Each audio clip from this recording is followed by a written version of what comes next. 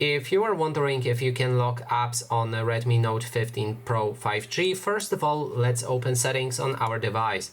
Next step is to scroll down, and here we want to find the apps section.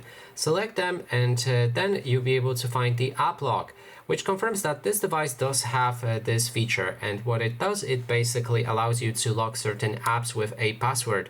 So after this setup is done, you'll be able to enable certain apps, and then if you try to access them, you will be met with a password. So let's say Google. So let's try to find the actual Google app, or maybe Gmail app. I think it's locked as well. Nope, it's not. Sorry for that. I need to find the app that is locked. Google.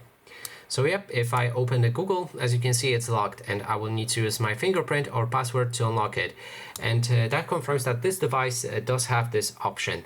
And that is basically everything. Thanks so much for watching, and if you like this video, please consider subscribing.